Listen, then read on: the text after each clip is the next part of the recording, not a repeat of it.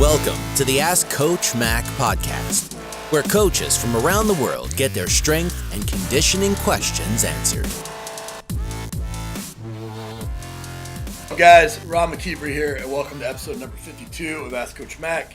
Thank you so much for joining me today. We have a great question from Maggie, but before we get to that, I want to thank today's sponsor, Iron Grip. If you are in the market for plates or dumbbells, these are my go-to guys. I've put Iron Grip plates and dumbbells in 3 facilities, including my own garage where my family and I work out. I've had nothing but positive experiences with them and love the fact that they're manufactured in the U.S.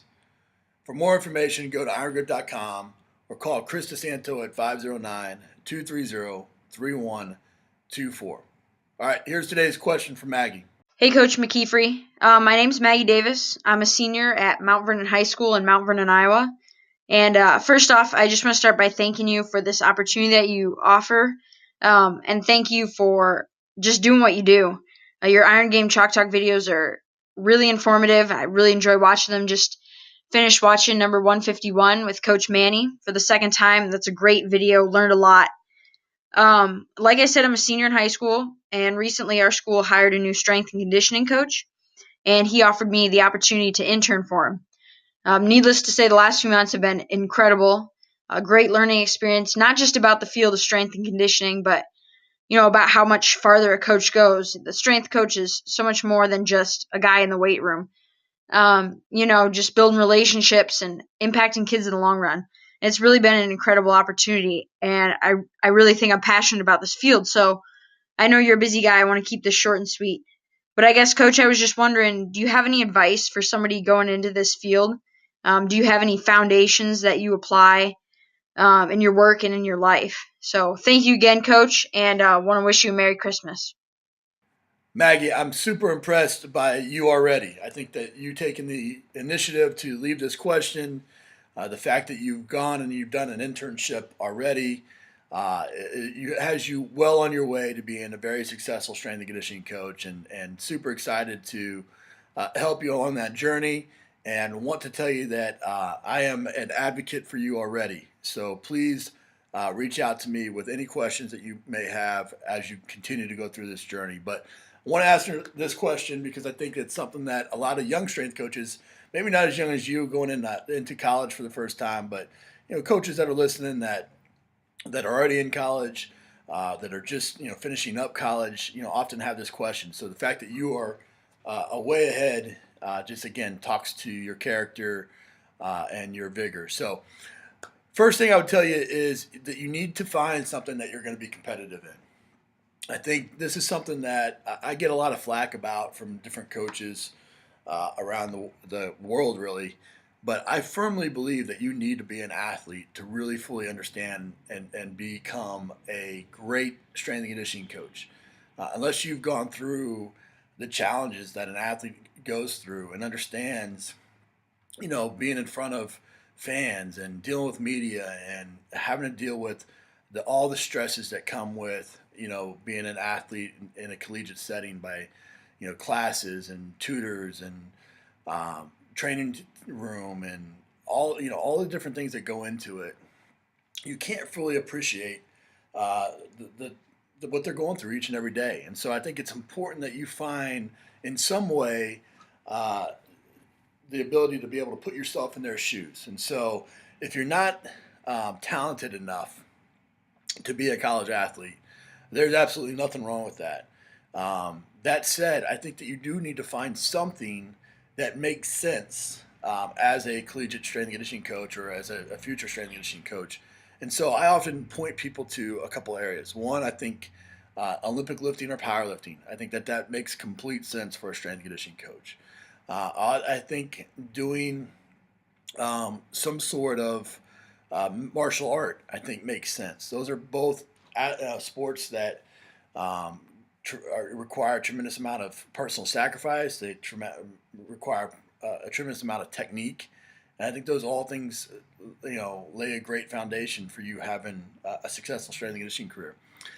I think another thing you can look at is some sports that aren't typically played at the collegiate level, like a rugby, maybe a lacrosse or something like that, where they're mostly played at club sport level, to where coaches don't really fully understand Like, I don't really fully understand what it means to play club rugby.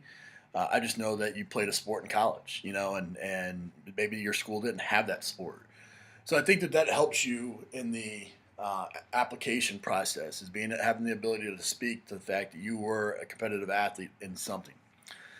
Next thing I'd tell you to do is to make sure you shadow first.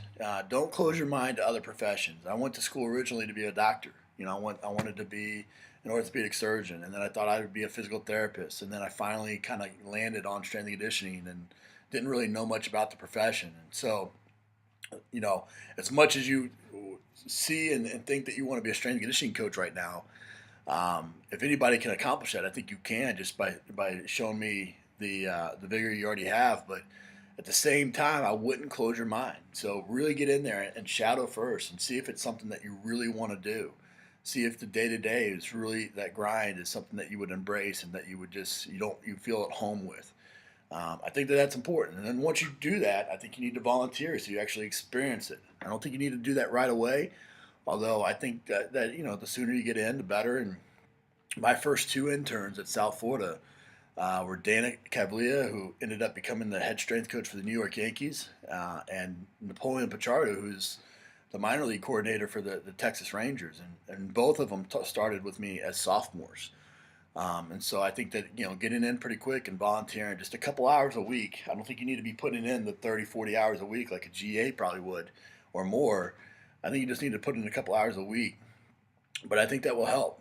I think you need to expand your education. I think too many strength coaches, once they decide on strength and conditioning, they only focus on exercise science or exercise science related degrees. And so I think, getting a minor in psychology or business, I think makes you more diversified. It also gives you some ways that you can continue to support yourself through transitions, because the reality is this profession is ups and downs and peaks and valleys. And so I think you need to be ready and be prepared for having multiple skill sets. I think early in your college career, I think prepping for different certifications and being focused and intentional about which ones. I mean, the CS for the NSCA, I think the CSCA, Strength and Conditioning Coach Certified certifications are the two gold standards that you need to focus on. Both of which you can't sit for until you graduate, or you can sit for in your senior year. But going ahead and reading the textbook and prepping for it, I think, is important. And then once you've done that, I think once you get into your senior year, I think setting up site visits and attending conferences, and starting to network and get your name out there and setting yourself up for a graduate assistantship, I think are important steps as well. But Maggie, like I said at the beginning, I am so impressed by you already. There's no doubt in my mind that if you choose to make sure that this is your profession, that I think that you're going to be successful. I think, finding something to be competitive in, shadowing and volunteering, expanding your education and finding certifications, and then doing those site visits and conferences. I think those are all important steps. But the most important step is to just have that internal passion and that burning desire to go after it. And so I think that you have that. Super impressed by you, and hopefully I can be a resource for you as you go through this journey. So Maggie, I hope that answers your question. Would love to hear what everyone else thinks. Use the hashtag AskCoachMac52 to continue the discussion over on Twitter. Maggie, thanks for your question. I want to encourage everyone else that if you have a question that you would like potentially be featured on the show, head over to AskCoachMac.com. There you can ask your question by hitting the record button at the bottom of the page.